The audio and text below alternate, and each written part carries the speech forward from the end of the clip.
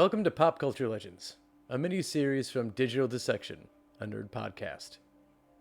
Pop Culture Legends explores the spaces in between mainstream and esoteric across the world of media.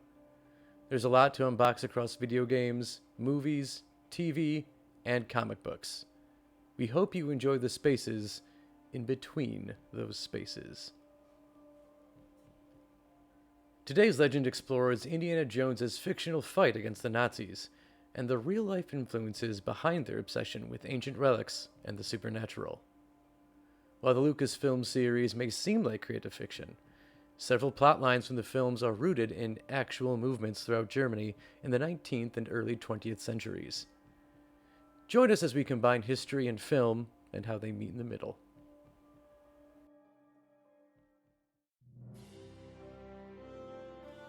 Indiana Jones became a household name in 1981, created by George Lucas of Star Wars fame. It's hard to believe that there is a world without Dr. Henry Walton Indiana Jones Jr., but in reality, he represented an age of film that once existed during the 1930s and 40s.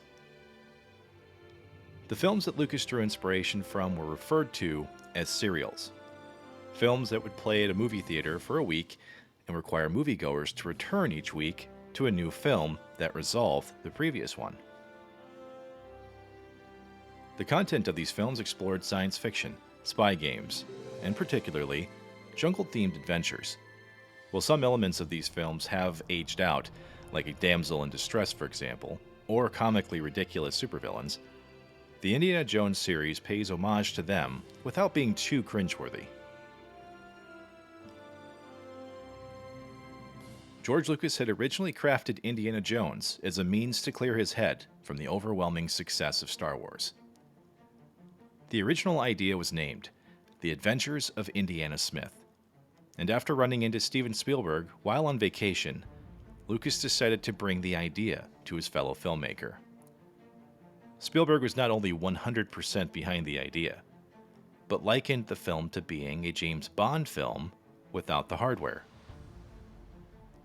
The original film would be called Raiders of the Lost Ark, and Indiana Smith would become Indiana Jones at the insistence of Spielberg.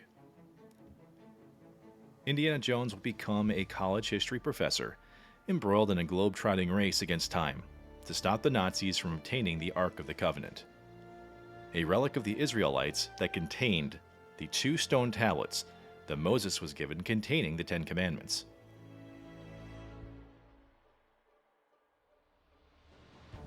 Jones would not only be tasked with keeping this ancient relic from the Third Reich, but would once again revisit this plot device in the series' third film, The Last Crusade. This time, however, he would have to ensure that the Holy Grail, or Jesus' cup from the Last Supper, would not fall into Nazi hands. Needless to say, Indiana Jones prevails and the balance between good and evil is maintained. What many may not have known when The Last Crusade debuted in 1989, however, is that the pursuit of supernatural relics by Adolf Hitler's Nazi Germany was not just a Hollywood story. In reality, Nazi archaeology was more than just a means to provide an opposing force to the swashbuckling antics of our favorite Marshall College professor. The truth is that the Nazis pursued many artifacts and relics as they attempted to take over Europe. The plot of Indiana Jones, while fictional, actually straddles reality in more than one way. The plot of Raiders of the Lost Ark and The Last Crusade lean heavily into 2 elements of Nazi Germany: plundering wealth, art, and treasures, but also supernatural occultism, of which we'll focus on the treasure hunting first. World War II saw Nazi forces take over large swaths of Europe, and as they did, they stole art pieces, precious metals, books, and items of religious significance. The dispossession of assets and personal equity of the Jewish people was a major component of the Holocaust. Thousands of paintings were seized during the 1930s by looting organizations that the Nazis specifically established. These arms of the Nazi Party forcefully acquired and removed art they deemed inappropriate.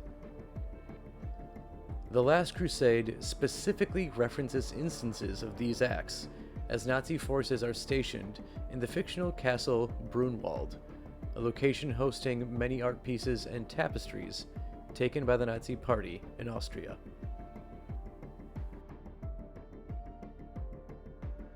Initially, aspects of these practices had been theorized as Adolf Hitler's personal vendetta against being denied admission to the Vienna Academy of Fine Arts. During Hitler's early rule, he took personal stances against modern art styles, both privately and publicly.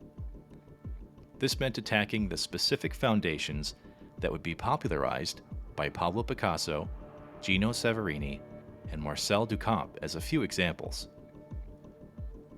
Due to Hitler's own work and preferences as an artist, this led to favoring classical artwork more in his style. Instead of experimental or avant-garde ideologies, Hitler and his party members heavily plundered and prominently featured old master artistry, artists who were fully trained by a master or guild in their styles.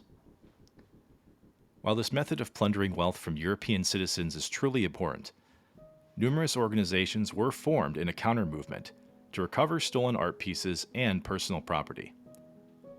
The Office of Strategic Services, or OSS, would form an art looting investigation unit to track, capture, and gain knowledge from those who participated in the wide-scale looting activities. One of the most popular instances of this counter-movement is the Monuments, Fine Arts, and Archives Program, or the MFAA. This organization would come to be known as the Monuments Men, with over 400 service members helping to restore cultural property across Europe from 1943 to 1946. While the group has been dissolved for well over 75 years, their impact on history is still felt, and recovery efforts by separate commissions continue into the modern day. As we mentioned a few moments ago, this was not the only real-life Nazi influence George Lucas used to pursue in his representation of the Third Reich throughout the Indiana Jones series.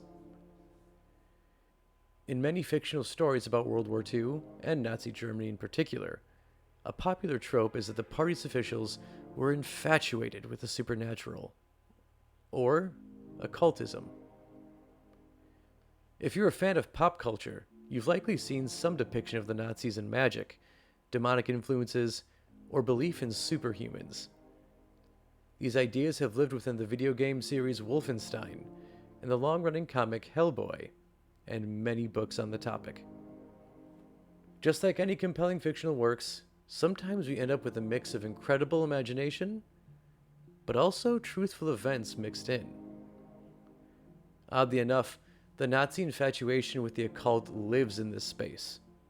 Initially, these rumors came out of post-war Europe, amidst some of the horrifying human experiments and the belief system of the Third Reich's leadership.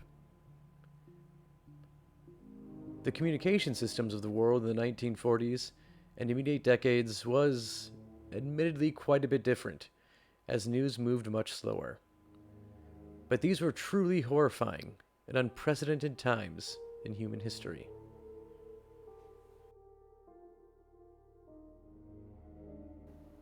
Adolf Hitler would actually base his inner circle's beliefs and theologies off of fringe science and parapsychology.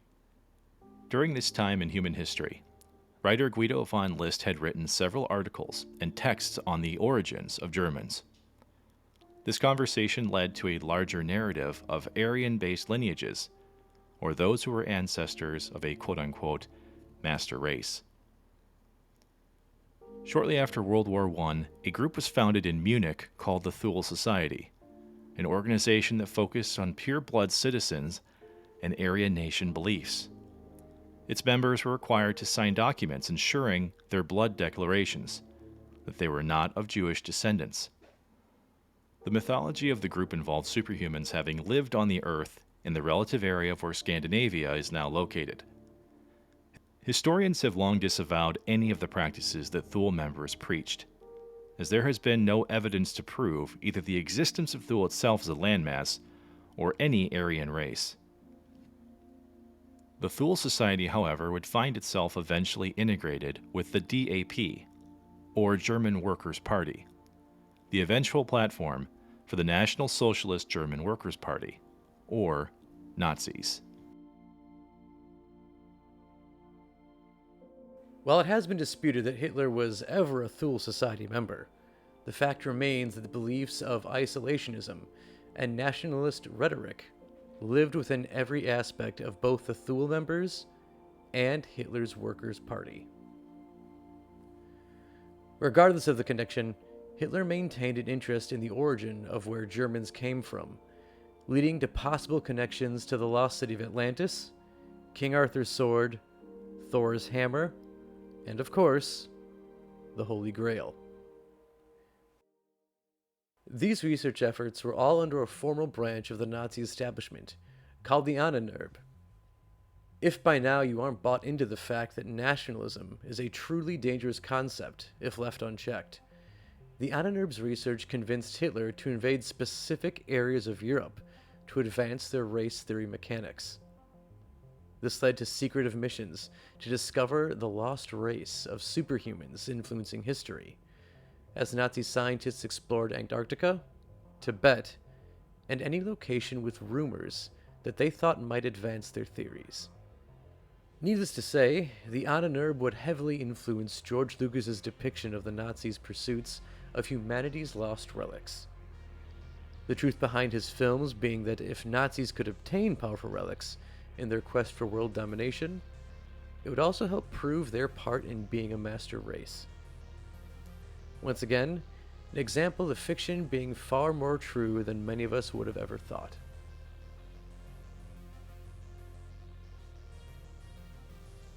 The good news, however, is that if any of these relics did truly exist, Nazi scientists fabricated so much information to appease Hitler that they likely wouldn't have found them anyway.